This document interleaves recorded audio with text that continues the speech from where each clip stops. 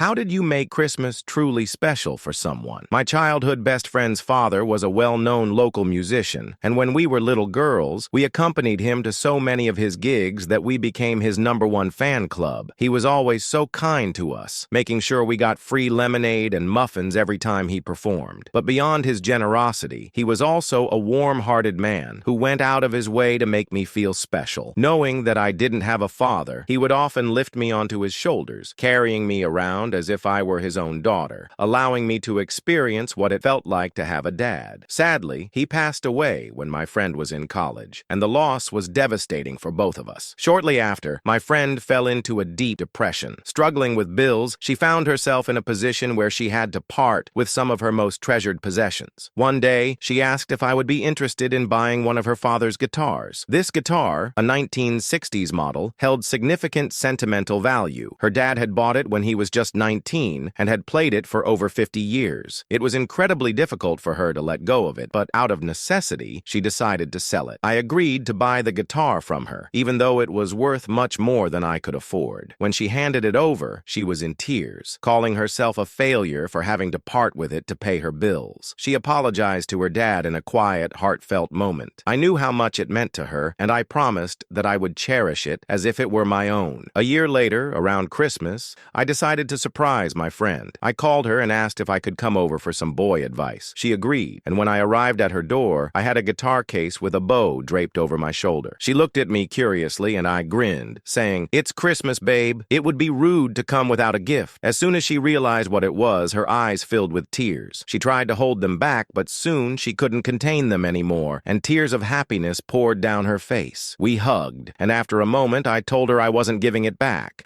I was simply assigning her exclusive permanent guardianship of it, reminding her that I still had the right to play it whenever I wanted. Laughing, she brought the guitar inside and we went out to lunch, both of us filled with gratitude. That Christmas, I gave her the gift of memories and a lasting bond between us that was never meant to be broken.